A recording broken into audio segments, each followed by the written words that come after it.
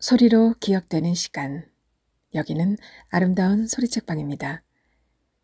오늘은 2013년 이호석 문학상 수상작인 윤성희 작가의 이틀을 낭독해 보겠습니다.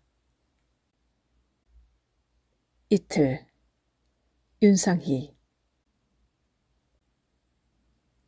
감기에 걸려 출근을 못할 것 같다고 전화를 하자 김비서가 거짓말하지 말라며 웃었다. 상무님은 원래 감기에 안 걸리잖아요. 그러더니 갑자기 목소리를 낮추고는 이렇게 속삭였다. 저에게만 솔직히 말해주세요. 무슨 일이 생겼죠? 비밀 지켜드릴게요. 김비서의 말을 들으니 재미는 거짓말이라도 하고 싶어졌다. 못질을 하다 손가락이 부러졌다고 할까? 김비서라면 당장에 달려오고도 남을 사람이었다. 애인이 생겼어. 둘이 꽃구경 가. 당연히 김비서는 내 말을 믿지 않았다. 그럼 이건 어때? 아침에 눈을 떴더니 갑자기 통영에 가서 복국을 먹고 싶더라고. 그래서 그거 먹으러 가려고. 김비서가 웃음을 억지로 참는 게 수화기 너머로 느껴졌다. 차라리 감기라고 하세요. 아무도 안 믿겠지만. 회사 사람들은 내가 한 번도 감기에 걸려본 적이 없다는 사실을 알고 있었다. 젊었을 적에 만취에 양말만 신은 채 집까지 걸어간 적이 있었다. 눈이 내리던 12월이었고 집은 버스 정류장에서 20분은 걸어 올라가야 하는 골목길 끝에 있었다. 그곳까지 걸어가면서 나는 지독한 감기에 걸려 알아눕게 되면 그 소식을 들은 첫사랑이 따뜻한 죽을 끓여 찾아올지도 모른다는 상상을 했다. 감기는 걸리지 않고 동상에 걸렸다. 물집이 생기고 진물이 터졌다. 동상이 심하면 발가락을 자를 수도 있다는 친구들의 이야기를 듣고는 병원에 갔다. 제발 자르지만 말아주세요. 하고 의사에게 말했다. 아직 결혼도 못했단 말이에요. 내 말에 의사가 웃었다. 옆에 서 있던 간호사도 웃었다. 아내와는 거기서 만났다. 발가락을 드레싱해주던 간호조무사였다. 나는 회식 자리에서 종종 그 이야기를 했다. 직원들이 지루해 한다는 건 알고 있었지만 술에 취하면 나도 모르게 말이 나왔다. 어쩔 수 없었다. 참아지지가 않았다. 감기 따위에 걸려 골골대는 젊은 것들을 보면 이해할 수가 없어. 그렇게 호통치는 나 자신을 나도 싫어한다는 걸 직원들은 모르리라. 감기가 아니라면 그냥 꾀병 한번 부리고 싶은 거라고 생각해줘. 봄이잖아. 나는 말했다. 오늘 아침에 일어나 보니 몸이 바닥으로 가라앉는 것만 같다고, 등에서 찬바람이 나오는 것만 같다고, 만약 이런 기분을 사람들이 감기라고 부른다면 아마도 내가 그것에 걸린 것만 같다고. 이렇게 길게 설명하고 싶지 않았다. 김비서가 네, 그럼요. 봄이에요. 하고 대답했다. 쌍둥이 딸 중 한 아이가 아빠와 살겠다며 가출했다는 이야기를 들은 게 지난주였는데 그게 잘 해결되었는지 궁금해졌다. 하지만 어떻게 되었는지 묻지는 않았다. 어찌되었든 김비서 뜻대로 되지는 않을 게 분명했다. 10대니까 31년 전 면접을 보러 왔을 때 김비서는 하도 긴장을 해서 자기 이름도 제대로 말하지 못했다. 그때 사장이 이렇게 말했다. 김영숙 씨, 우리 이모랑 이름이 같네요. 나도 한마디 거들었다. 우리 사촌 누이랑도 이름이 같아요. 26살이었던 김영숙은 그 말을 듣자 웃었다. 제 친구 중에도 영숙이가 3명이나 돼요. 말을 할 때 보니 김영숙의 이에 립스틱이 묻어있는 게 보였다. 빨간색도 아니고 분홍색도 아닌. 사장은 웃음소리가 마음에 든다며 그녀를 뽑았다. 나는 사장에게 이에 립스틱을 묻히고 다니는 그런 칠칠맞지 못한 여자와는 한 사무실에서 일하고 싶지 않다고 말했다. 사장이 내 이름을 불렀다. 형씨가 하고. 형씨가 이 좁고 좁은 사무실에서 더 어리고 더 예쁜 여자와 같이 일한다면 아마 그게 더 힘들 거야. 사장이 말했다. 나는 신혼이었다. 직원이 3명이었던 회사는 해마다 조금씩 몸집을 불렸다. 그동안 그녀는 서너 번 맞선을 받고 은행에 다니는 남자와 결혼을 했고 쌍둥이를 낳았고 그 아이들이 초등학교에 들어갈 무렵 이혼을 했다. 작년 여름 사장의 장례식을 치르고 나서야 나는 비로소 그녀가 30년이 넘도록 우리를 보살펴준 유능한 동료였음을 깨달았다. 그녀가 장례식을 깔끔하게 진행하는 걸 보면서 내가 죽어도 저렇게 해줄까 하는 생각을 잠깐 하기도 했다. 그럼 사장님께는 배탈이 났다고 전할게요. 지난주부터 속이 안 좋다며 매운 건 안 드셨잖아요. 나는 김비서 마음대로 하라고 말했다. 새로운 사장은 아마 오후쯤 괜찮으냐는 문자를 보낼 것이다. 그러고는 이렇게 덧붙이겠지. 너무 무리하지 마세요.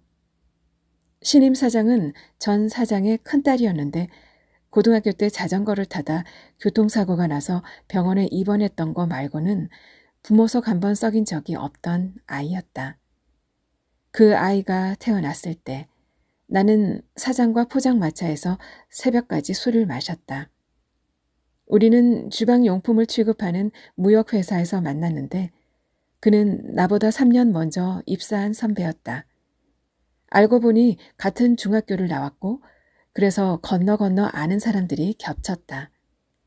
내 친구의 형이 사장의 친구라거나 뭐 그런 식으로. 우리는 술을 마시며 갓 태어난 아이의 이름을 짓기 시작했다. 미경, 미숙, 윤희. 사장은 세상에서 가장 멋진 이름을 지어주고 싶다고 했지만 생각나는 이름이라고는 탤런트들의 이름뿐이었다. 이름을 짓다가 우리는 취했고 취하자 늘 그렇듯이 이야기가 어찌어찌 다른 곳으로 흘러가 회사 욕을 하기에 이르렀고 그러다 결국 회사를 때려치우고 사업을 해보자며 의기투합했다. 신임 사장의 취임식에서 나는 직원들에게 그 이야기를 들려주었다. 그러니까 따지고 보면 신임 사장은 우리 회사와 나이도 같고 생일도 같다고. 전 사장이 갑자기 응급실로 실려갔다는 소식을 들었을 때만 해도 나는 며칠 후면 퇴원하리라고 생각했다. 조금만 스트레스를 받아도 위경련을 일으켜 1년에 서너 번은 응급실에 실려가곤 했으니까. 전날 전어철이니 곧 전어회나 실컷 먹으러 가자며 퇴근하기 전 나는 사장에게 말했다. 사장은 언제든지 하고 대답했다. 그게 마지막 말이었다. 장례식이 끝나고 나는 아침 7시에 출근하던 습관을 버렸다. 슬프긴 했지만 그렇다고 해서 극복하지 못할 정도는 아니었다. 살아서 뭐하나 따위에 감상적인 생각에 빠져든 것도 아니었다. 누구나 이 정도 나이가 되면 그보다 더한 죽음도 겪을 것이다. 나 또한 그랬다. 그런데도 침대에 누워 멍하니 천장을 바라보는 시간이 길어졌다. 천장을 보고 있다가 10분 지났겠지 하고 생각한 다음 시계를 보면 정확히 10분 지나 있었다. 시간은 내 생각보다 더 빨리 흐르지도 않았고 더 느리게 흐르지도 않았다. 김비서와 통화를 끝내고 나는 다시 침대에 누웠다. 얼마 지나지 않아 문자 메시지가 도착했다는 신호음이 들렸다. 회사 근처에 괜찮게 하는 복집이 생겼어요. 내일 점심 예약해 놓을게요. 나는 답을 하지 않았다. 반듯하게 누워 천장을 바라보고는 10분을 세었다. 또 10분을 세고 또 10분을 세었다. 그러다 잠이 들었다. 일어나 보니 점심시간이었다. 무얼 먹고 싶은 생각이 들지는 않았는데 12시가 되면 늘 밥을 먹던 습관 때문인지 속이 허전했다. 냉장고엔 뭐가 있지? 맥주는 이번 주 일요일에 마지막 남은 걸 마셨으니 없을 테고, 검은콩 두유가 서너 병, 그리고 달걀이 몇 개 남아 있을 것이다. 과음을 한 다음 날이면 나는 소금과 후추를 뿌린 날달걀을 먹었다. 그건 내게 술을 가르쳐준 삼촌의 숙취 해소법이기도 했다. 내가 술을 처음 마셨을 때, 그때가 몇 살이었는지는 기억나지 않지만 안주만은 생생하게 기억이 난다. 동침이었다. 막걸리 한 잔에 동치미 국물 한 사발. 너무 배가 불러 취할 수도 없었다. 오줌이 마려워 화장실만 들락거렸다. 삼촌은 늘 두 눈이 빨갛게 충혈되어 있어서 취했는지 안 취했는지 알아차리기가 쉽지 않았다. 나는 삼촌을 즐겁게 해주려고 술에 취한 척했다. 삼촌의 얼굴에 대고 트림을 했을 때 그때 삼촌의 표정이 40여 년이 지난 지금까지도 또렷하게 생각난다. 삼촌은 그냥 달걀이라고 말해도 될 걸 늘 날달걀이라고 말했다. 예를 들면 형씨가 라면 끓일 때 날달걀 꼭 넣어라 라고 말하는 식이었다. 삼촌이 날달걀 프라이 해먹자 라고 말하면 나는 방바닥을 뒹굴면서 깔깔거리고 웃었다. 삼촌 말에 의하면 나는 갓난 아기였을 때도 날달걀이란 말을 귀에 대고 속삭이면 방긋 입꼬리를 올렸다고 한다. 날달걀, 날달걀. 뭐가 웃긴지. 기억이 없는 어린 시절 이야기지만 그래도 내가 그렇게 웃었다는 게 믿기지 않았다. 나는 냉장고 문을 열고는 그 안에 얼굴을 한번 넣었다 뺐다. 재채기가 났다. 재작년 인터넷으로 이 냉장고를 샀다. 20만 원이 조금 넘는 소형 냉장고였다. 모텔에 가면 흔히 볼 수 있는 그런 냉장고 말이다. 소형 냉장고 옆에는 커다란 양문형 냉장고가 있지만 고장나 전원을 빼버린 지 오래였다. 냉장고가 고장났을 때 나는 수리기사를 부르지 않았다. 이 집으로 이사를 오고 난 다음 아내는 해마다 한 가지씩 가전제품을 바꾸었다. 어차피 바꿀 거라면 한 번에 바꾸자고 했더니 아내는 12달씩 돈을 모아 하나씩 사는 재미가 더 쏠쏠하다고 했다. 아내가 샀던 가전제품들이 이제 서서히 고장날 것이라고 냉장고가 말해주는 듯했다. 이사를 오자마자 가장 먼저 샀던 게 냉장고였으니까. 냉장고가 고장나자 나는 냉동실에 얼려두었던 음식들을 모조리 버렸다. 냉장실에 있던 반찬들도 버렸다. 냉동실 안쪽에서 떡갈비가 나왔는데 유통기한을 보니 세상에 8년이나 지난 거였다. 소형 냉장고는 얼음통이 작았다. 그것 말고는 불편한 게 하나도 없었다. 맥주를 종류별로 사서 가득 채우고는 하루에 한두 개씩 꺼내 먹으니 호텔 미니바를 이용하는 것 같았다. 옷을 갈아입으려고 보니 속옷이 땀으로 젖어 있었다. 샤워를 하려다 말았다.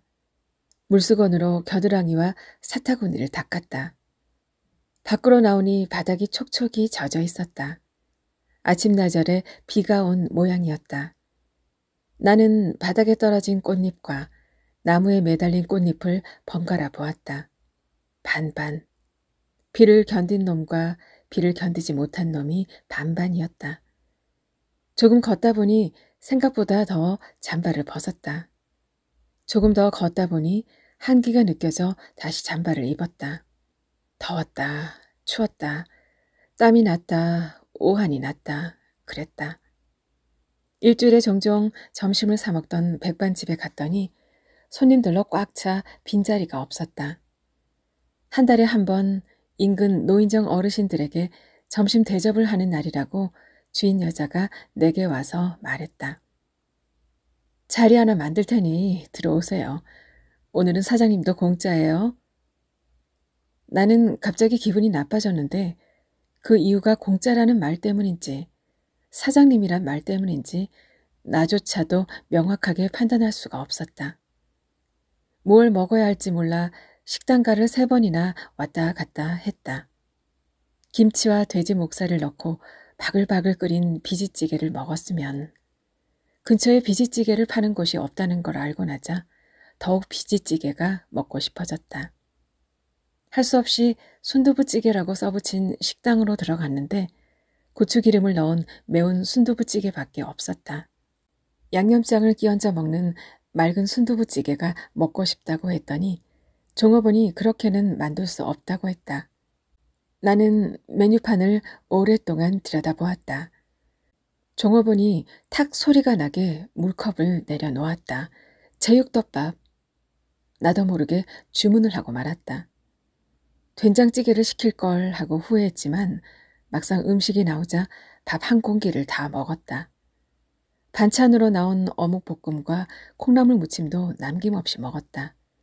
밥을 먹는 동안 땀을 흘려 겨드랑이가 축축해졌다. 약국에 들러 증상을 얘기했더니 약사가 몸살 초기인 것 같다고 했다. 몸살이라니. 그래도 병 중에는 가장 예쁜 이름을 가졌으니까. 그건 딸아이가 초등학생 때 쓴 동시의 한 구절이었다. 아내는 그 동시를 냉장고 문에 붙여놓았다. 동시의 제목은 몸살, 대략 이런 내용이었다.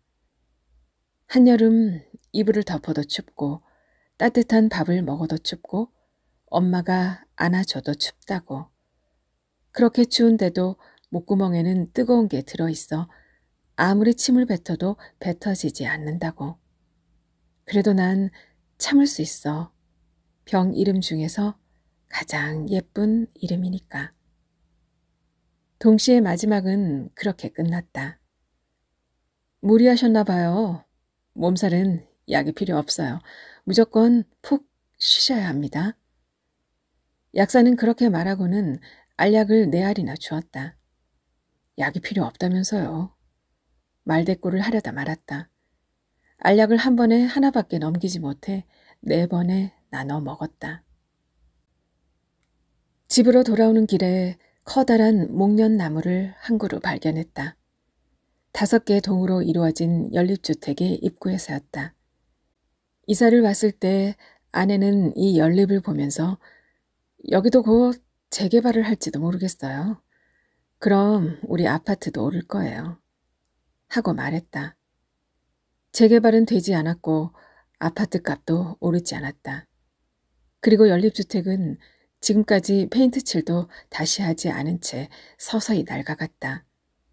차를 타고 오고 갈 때마다 이 앞을 지나쳤지만 목련나무가 있다는 사실은 오늘에야 알았다. 왜 한 번도 보지 못한 걸까? 나는 목련 아래에 서서 위를 올려다보았다. 꽃잎이 컸다. 근사한 생각을 하고 싶었지만 그저 목련꽃은 참 크구나 하는 말만 머릿속에서 맴돌았다. 교복을 입은 학생이 연립주택 단지에서 걸어 나왔다. 바가지 머리를 한 아이였는데 남자인지 여자인지 짐작할 수가 없었다. 나는 그 아이에게 원래 목련나무가 이곳에 있었는지 물어보았다. 아이가 눈을 동그랗게 떴다. 그럼 나무가 여기 있지 움직여요? 그렇게 말하고 아이는 정류장을 향해 뛰어갔다. 버스에 타기 전 아이가 아스팔트 바닥에 침을 뱉는 것을 나는 보았다. 왜 10대 아이들은 침을 뱉을까? 그걸 이해하는 게 결제 서류에 사인을 하는 것보다 더 힘든 일이 되었다. 버스에서 내린 할머니 한 분이 내 쪽으로 걸어왔다. 어르신, 이 나무 얼마나 오래되었는지 아세요? 할머니가 허리를 펴고 나무를 올려다 보았다. 내가 태어났을 때도 있었어. 네? 너무 놀라 나도 모르게 목소리가 커졌다. 요즘 시대에 쪽을 지고 다니는 할머니가 있다니. 그런 모습 때문인지 목련나무도 할머니도 실제로 존재하지 않는 건지도 모른다는 생각이 들었다. 손을 뻗어 할머니의 손이라도 만져보려 했는데 어느새 할머니는 나를 지나쳐 노인이라기에는 믿기지 않는 속도로 걸어가고 있었다. 등산 스틱을 지팡이 삼아서. 나는 목련나무를 만져보았다. 나무는 단단했다. 손바닥에 힘을 주어 두어 번 때려보았지만 장가지 하나 흔들리지 않았다. 아파트 앞에 유치원 버스가 보였다. 아이들이 유치원에서 돌아올 시간인가 보다. 나는 오늘 한 일이라곤 밥 한 끼 먹은 거밖에 없는데 저 작은 아이들은 벌써 유치원에 갔다 오는구나. 아이들을 보자 그런 생각이 들었다. 노란색 유치원 버스나 노란색 유치원 원복을 볼 때면 나는 노란색을 입을 수 있는 시기는 정해져 있다는 생각이 들었다. 노란색 옷을 입는 성인들은 왠지 믿음이 가지 않았다. 노란색 원피스를 입고 면접을 보러 온 사람에게 최하 점수를 준 적도 있었다. 말도 안 되는 편견이라는 것쯤은 나도 알았다. 유치원 가방을 내던지고 미끄럼틀로 달려가는 아이들을 보자 좀 걷고 싶어졌다. 그래서 나는 자전거 전용 도로를 따라 걸었다. 자전거 도로인데 막상 자전거를 타고 지나가는 사람은 없었다. 후문 쪽으로 걸어가자 간단한 운동기구들이 설치된 작은 공원이 나왔다. 발지압을 하라고 만들어 놓은 자갈길도 보였다. 신발을 벗으세요 라는 편말이 적혀 있었다. 나는 신발을 벗고 양말을 벗고 맨발로 자갈길을 걸어보았다. 몇 걸음 걷자마자 발바닥에 통증이 느껴졌다. 더 앞으로 갈 수도 그렇다고 돌아갈 수도 없을 정도로 아팠다. 아무도 보는 사람이 없었기 때문에 나는 엄살을 부리고 싶었다. 그래서 아프다고 하고 혼잣말을 했다. 뒤를 돌아 벗어놓은 신발을 보았다. 자살하는 사람들의 마지막처럼 신발이 가지런히 놓여 있었다. 그게 보기 싫었다. 신발을 대충 벗어놓을 걸 그랬다. 내 예상대로 새로운 사장에게 문자가 왔다. 몸은 어떠세요? 너무 무리하지 마시고 오늘 푹 쉬세요. 무리라니. 힘이 붙일 정도로 일을 하던 시절은 지나간 지 오래였다. 나는 자갈길 가운데 서서 어제 무슨 일이 있었길래 몸살이 났는지를 곰곰 생각해 보았다. 점심은 혼자 죽 전문점에 가서 전복죽을 먹었고 저녁에는 영업부의 차장과 부장 이렇게 셋이서 일식집에서 술을 한잔 했다. 그게 다였다. 평소와 다를 것 없었다. 점심때 밥을 먹다 말고 나도 모르게 식당 주인에게 화를 낸 것 말고는 반찬으로 나온 장조림이 상한 것 같다고 했더니 주인이 나보고 입맛이 이상한 것 같다고 대꾸했기 때문이다. 주인은 다른 테이블에서 밥을 먹는 사람들에게 일일이 장조림 맛이 어떤지 물어봤다. 모두 아무 문제가 없다고 했다. 나는 음식을 먹다 말고 테이블에 10,000원을 올려놓고는 식당에서 나왔다. 술자리에서는 영업부 부장에게 하지 않아도 될 잔소리를 했다. 택시를 타고 집으로 돌아오는데 그렇게 말한 게 계속 마음에 걸렸다. 택시에서는 이문세의 노래가 나왔다. 나도 모르게 따라 불렀다. 내가 사랑한 그대는 안나. 내가 그렇게 부르자 택시 기사가 픽 하고 웃었다. 손님, 안나가 아니에요. 내가 사랑한 그대는 아나. 이게 맞는 가사예요. 기사가 노래 마지막 부분을 불러주었다. 20년 동안 나는 안나가 그 노래 속 여주인공 이름이라고 생각했다. 어쩐지 내가 그 이야기를 들려주자 택시 기사가 그건 아무것도 아니라며 매기의 추억이란 노래를 불렀다. 옛날에 금잔디, 동산의 매기. 택시 기사는 신호등을 무시하고 도로를 달렸다.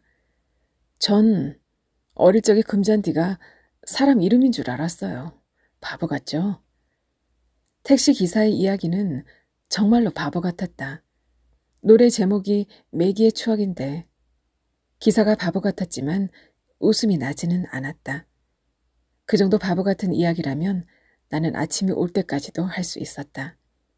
그리고 하마터면 그런 이야기들을 할 뻔했다. 나는 자갈길을 뒤로 걸었다. 뒤로 걸으니 앞으로 걸을 때보다는 발바닥이 조금 덜 아픈 것 같았다. 정체를 알 수 없는 벌레가 빠른 속도로 날아오더니 안경에 부딪혔다. 벌도 아니고 나비도 아니었다. 얼른 집에 가고 싶어졌다. 따뜻한 물로 씻었으면, 그러면 기분이 좋아질 것 같았다. 몸을 돌려 신발을 신으려는 순간 오른쪽 안경 아래 사선으로 천천히 금이 가기 시작했다. 벌레가 안경을 깼다면 누가 믿을까? 나는 고개를 들어 하늘을 보았다. 깨진 안경을 썼다고 해서 하늘이 달라 보이지는 않았다. 반신욕을 하고 일찌감치 잠자리에 들었더니 새벽에 눈이 떠졌다. 식은땀이 나는 증상은 사라진 것 같았는데 이번에는 발가락과 손가락에 마디가 쑤셨다. 컵에 찬물을 담아 전자레인지에 돌렸다. 그리고 보리차 티백을 넣고는 물이 미지근해지길 기다렸다. 약사가 준 알약을 더 먹어야 하나? 약봉지를 살펴봐도 빈속에 먹어도 괜찮은 건지 아닌지가 적혀 있지 않았다. 나는 즉석죽을 하나 꺼내 전자레인지에 2분을 돌렸다.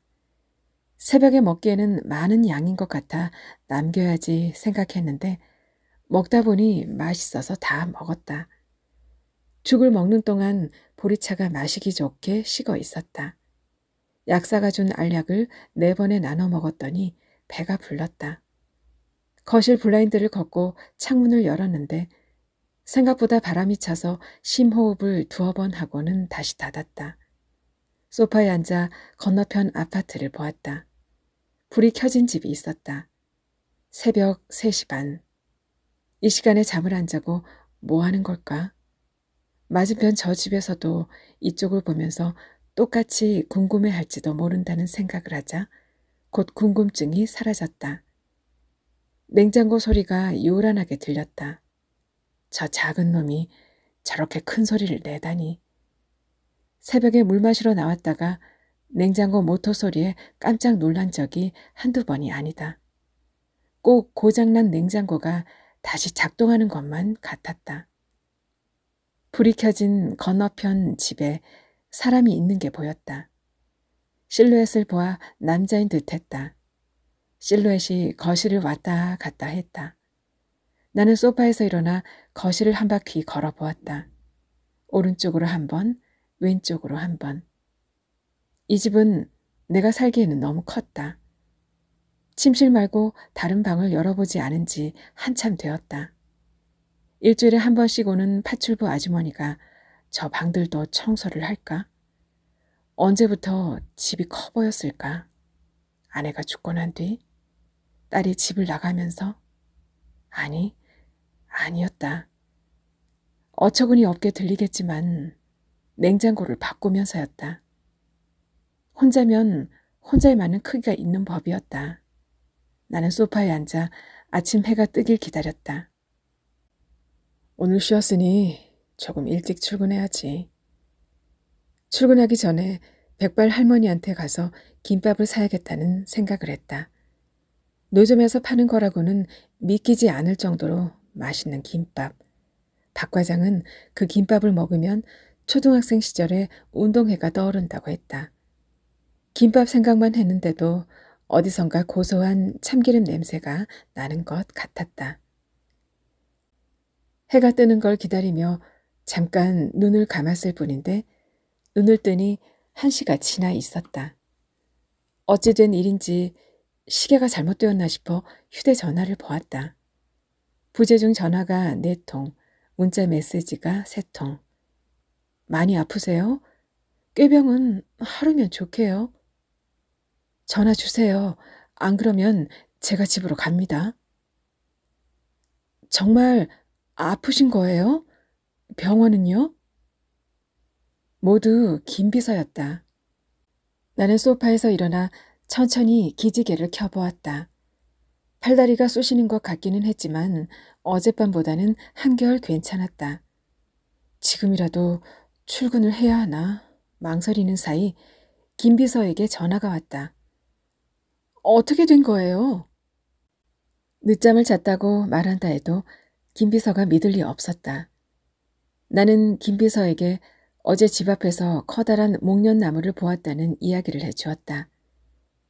이 동네에서 15년을 살았는데 어제 그걸 처음으로 보았어. 김비서가 그래서요? 하고 대꾸했다. 어쨌든 어젠 꽃구경을 했다고. 그럼 오늘은요?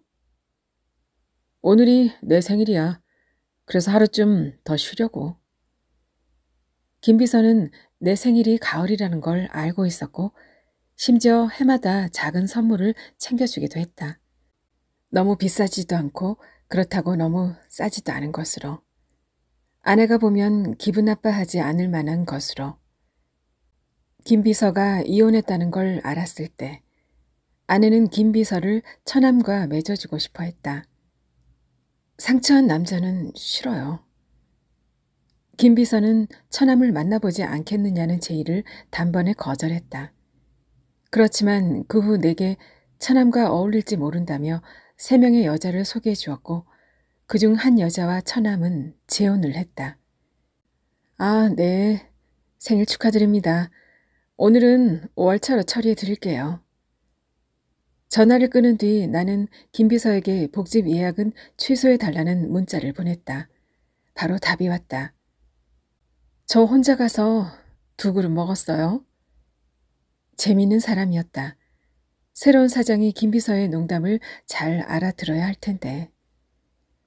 침을 삼킬 때 목이 따끔거리는 것 같아 점심으로 콩나물 해장국을 먹었다. 점심시간이 지나서인지 원래 손님이 없는 곳인지 암튼 해장국집에는 손님이 없었다.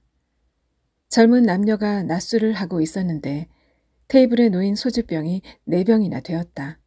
낮술치곤 과했다. 둘은 서로 언성을 높였다. 나는 밥을 먹으며 둘의 대화를 엿들었다. 싸우는 이유는 누구나 비슷했다. 돈 아니면 오해. 나는 모주를 시키려다 관두었다. 대낮부터 술 냄새를 풍기는 사람이 되고 싶지 않았다. 해장국은 먹을 만했다. 안경을 고치려고 거리를 돌아다녔으나 평소에는 그렇게 많이 보이던 안경 가게가 보이지 않았다. 부동산에 들어가 내가 사는 아파트의 시세를 물어보았다. 평수가 너무 커서 거래하기가 쉽지 않다고 중개업자가 말했다. 1년 전에 나온 매물들도 아직 그대로라고. 부동산 옆에 커피 가게가 있었는데 입간판이 커피잔 모양이었다. 거기에 부딪힐 뻔했는데 입간판이 예뻐서 화가 나지는 않았다. 오히려 커피를 마시고 싶다는 생각이 들었다. 그런데 막상 들어가서는 생강차를 주문하고 말았다. 생강차도 저희가 직접 담근 거예요. 주문을 받은 아가씨가 수줍게 말했다. 가게에서는 페인트 냄새가 났다. 창가에 앉아 생강차를 마시며 지나가는 사람들을 구경했다. 5명에 3명꼴로 안경을 썼고 10명에 1명꼴로 모자를 썼다. 칼국수 가게 앞에 트럭이 와서 멈추었다. 트럭에는 칼국수용 해감 바지락 납품 전문이라고 적혀 있었다. 그걸 빠른 속도로 읽어보니 무슨 근사한 암호처럼 들렸다. 저 트럭을 몰며 전국을 돌아다니면 얼마나 좋을까. 바지락 칼국수 가게는 동네마다 꼭 있으니까 어디든 갈 수 있을 것이다. 한창 일에 빠져 지낼 때 아내가 그런 투정을 부린 적이 있었다. 당신이 트럭 기사였으면 좋겠어요. 그러면 나는 그 옆자리에 앉아서 당신과 같이 드라이브를 할 수 있잖아요. 그때 아내에게 배부른 소리 좀 그만하라고 윽박을 질렀는데 잘못했다. 그렇게 말하는 게 아니었다. 밥 먹고 차까지 마셨는데도 아직 낮이었다. 봄이라고 믿기지 않을 정도로 날이 더웠다. 어딜 가야 하나.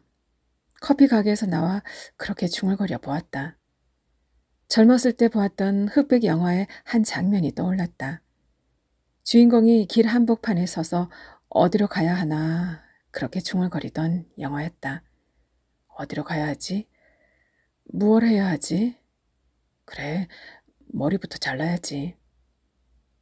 남자 주인공의 독백이 귓가에 맴돌았다.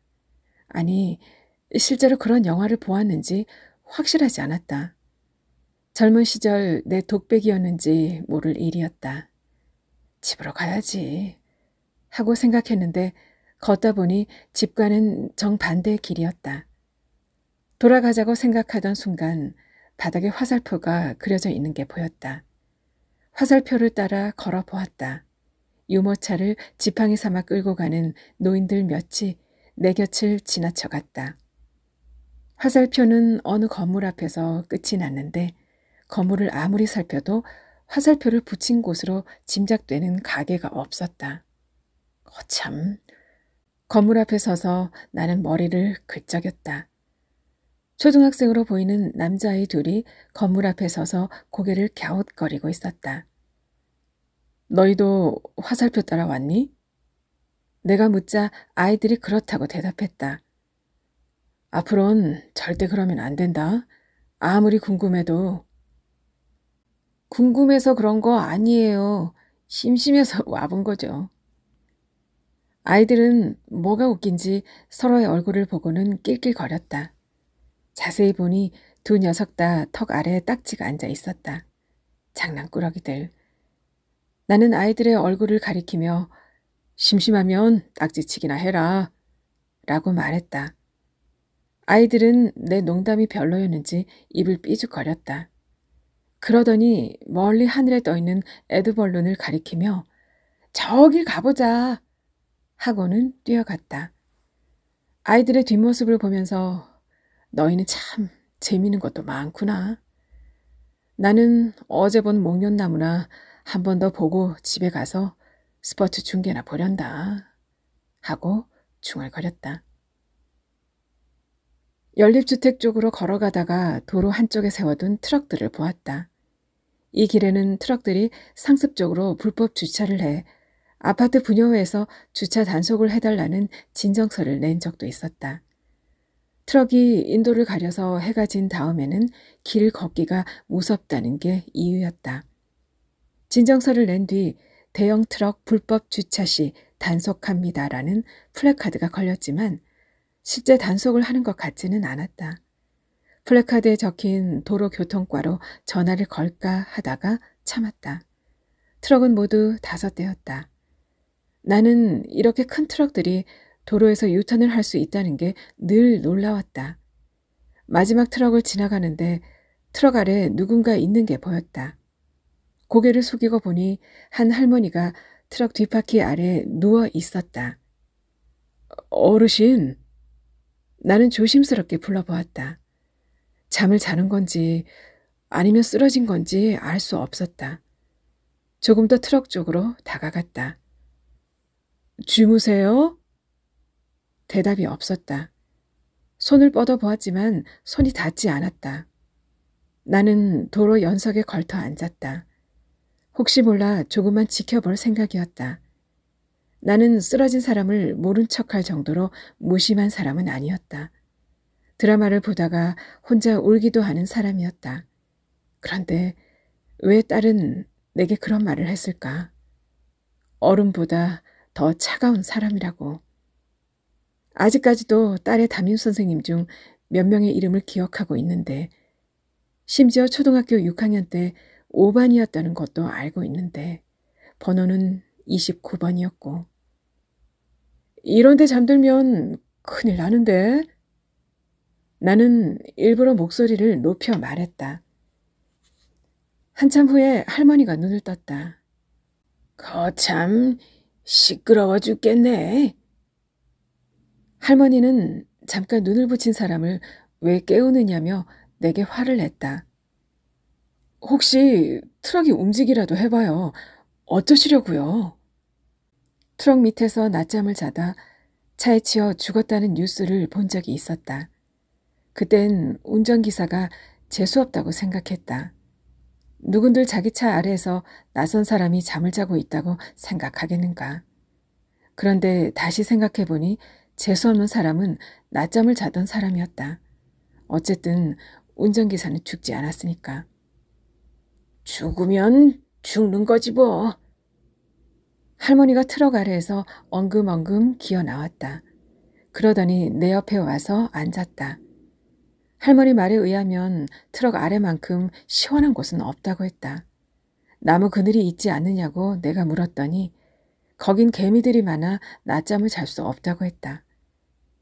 회사 앞에서 김밥을 파는 할머니보다 머리가 더 백발이었다.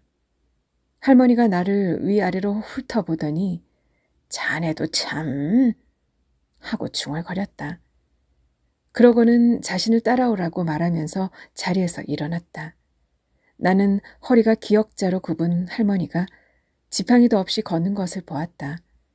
아니, 정확히 말하면 할머니의 엉덩이를 보았다. 걷는 모습이 우스꽝스러웠다.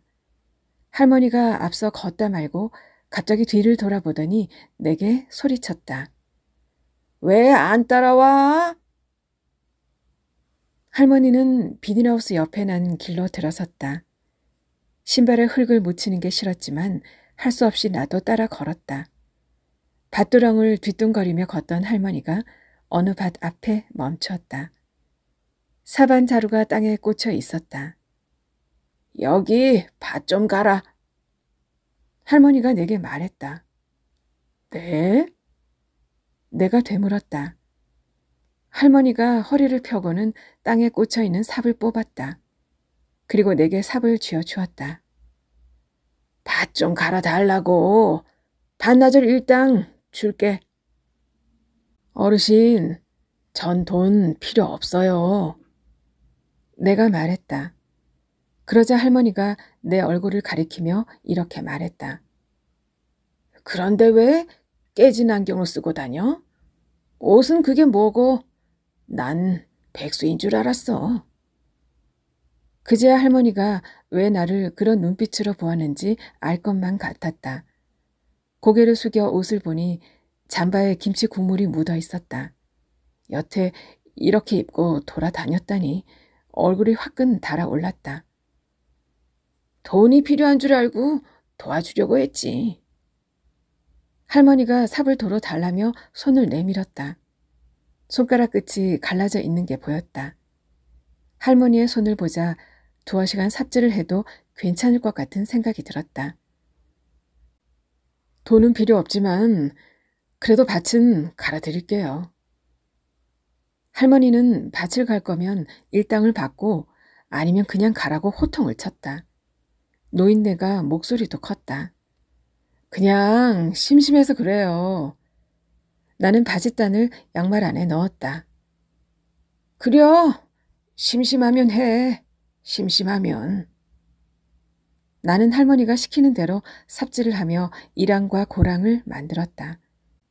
그러다 문득 왜 평평한 땅에 심어도 될 것을 이렇게 고생스럽게 두둑을 만들어 심는 건지 궁금해졌다. 땅이 조금 더 솟아있다고 뿌리가 더 잘 자라는 건 아닐 텐데. 그래서 나는 밭두렁에 앉아 내가 삽질하는 걸 구경하고 있는 할머니에게 물었다. 같은 흙이니 아무데나 심어도 상관없잖아요. 할머니는 내 질문에 대답은 하지 않고 내게 나이가 몇이냐고 물었다. 나는 내 나이를 말해 주었다. 할머니가 당신의 나이를 내게 말해 주었다. 나보다 18살 위였다. 우리 정도 살았다면 이제 그런 건 스스로 답을 찾아야지. 할머니가 말했다. 우리라니? 나는 할머니에게 18살이면 거의 어머니 뻘이라고 대꾸했다. 전 아직 젊다고요. 내 말에 할머니가 화가 났는지 삽질을 더 힘껏 하라고 타박했다.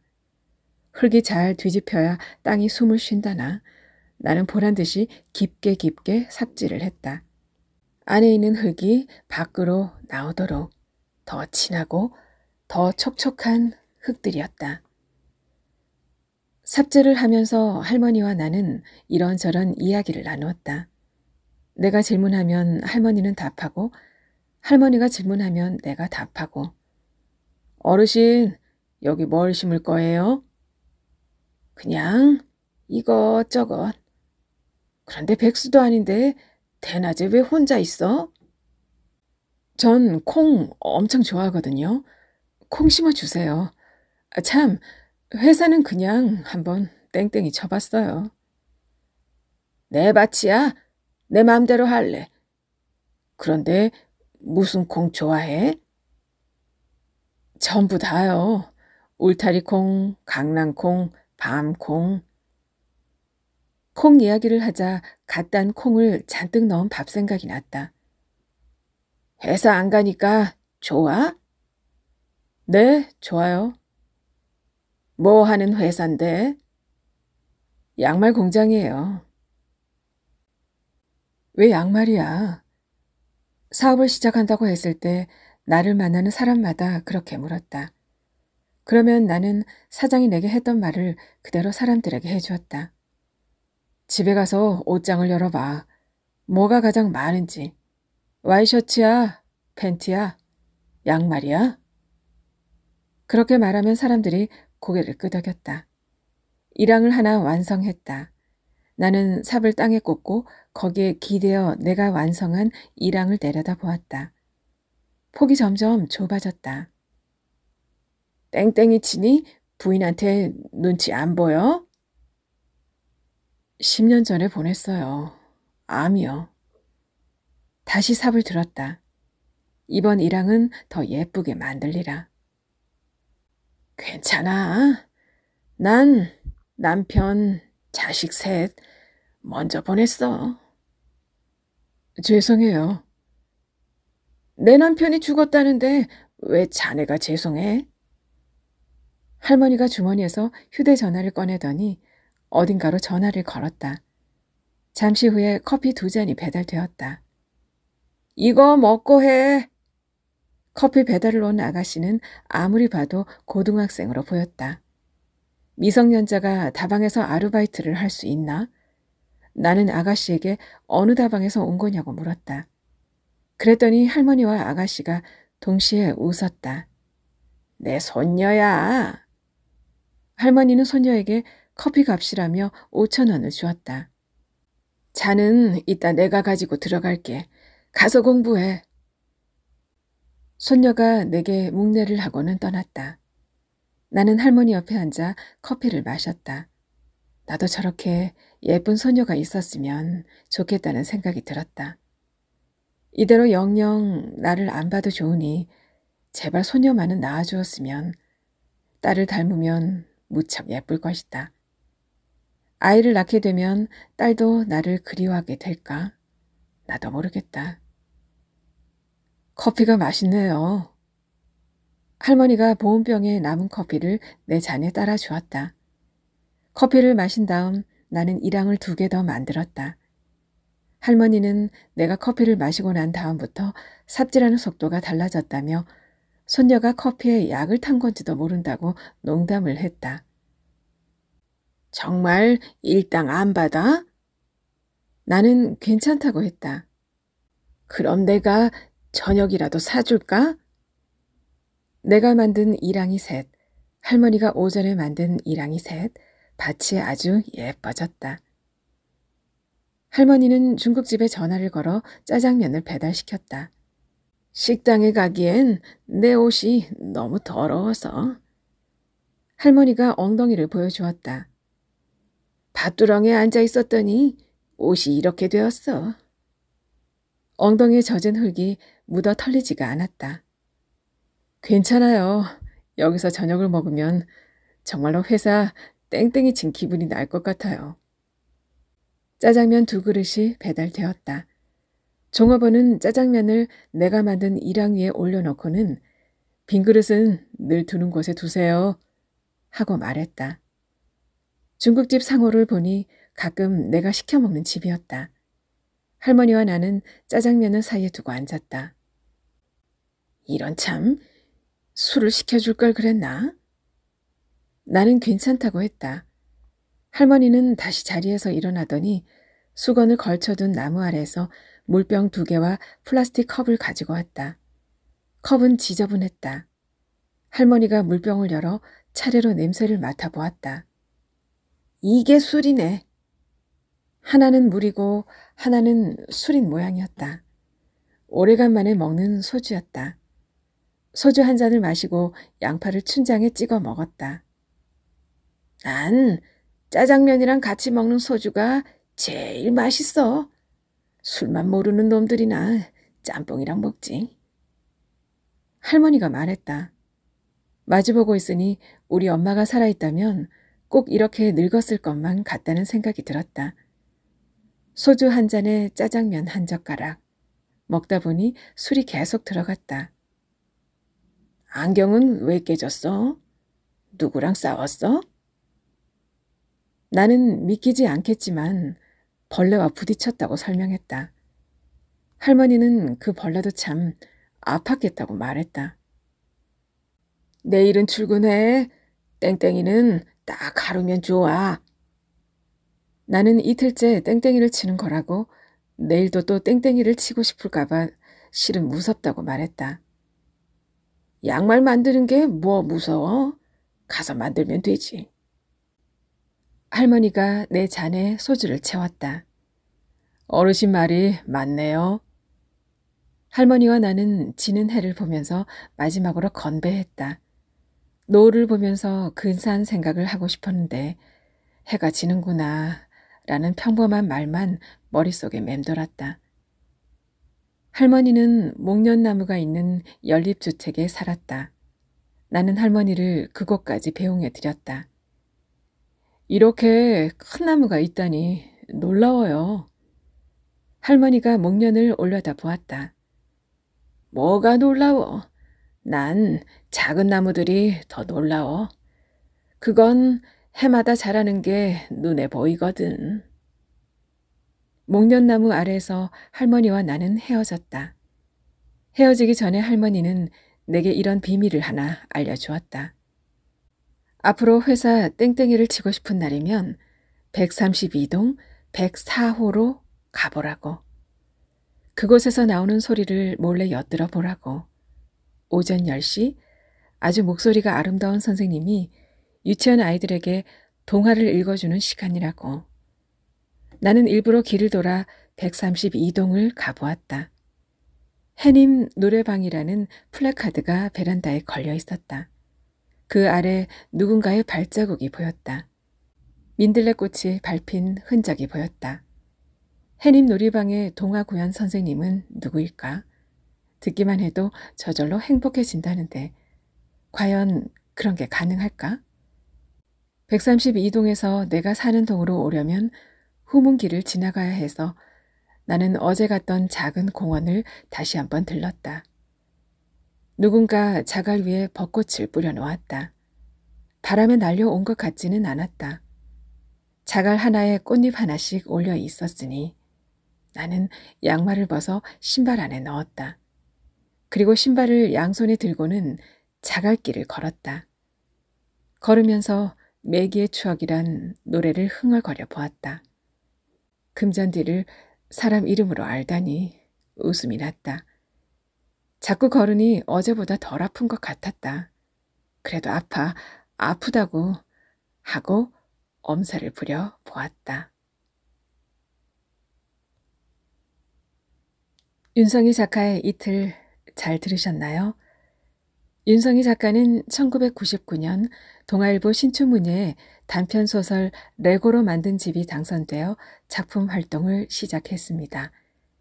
소설집으로는 레고로 만든 집, 거기 당신, 감기, 웃는 동안이 있고 장편소설로 구경꾼들이 있습니다. 현대문학상, 이수문학상, 올해예술상, 황순원 문학상을 수상했고요. 이호석 문학상 이틀에 대해 심사위원들은 쓸쓸한 생을 위로하는 따뜻한 웃음과 짧은 하루도 지루한 사흘도 아닌 이틀에 딱 맞춤한 균형의 미학을 독자들도 마음껏 즐기시기를 바란다 라고 평했습니다. 작가는 이런 소감을 밝힙니다. 이틀은 봄에 쓴 소설이다. 목련이 필 때 써서 목련이 질 때 마쳤다.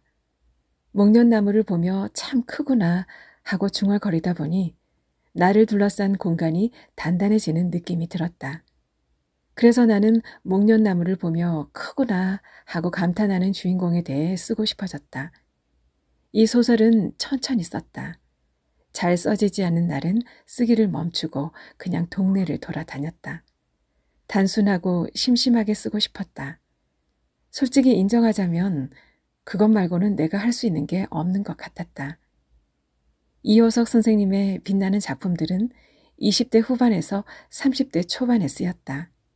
그 시기에 나는 한 줄 한 줄 써내려가는 것이 그저 버거웠다. 이제 나는 이호석 선생님이 살았던 세월을 넘어섰다. 한 줄 한 줄 천천히 써내려가는 이 노동이 좋다. 쓴다는 것이 즐겁다. 오래오래 쓰겠다.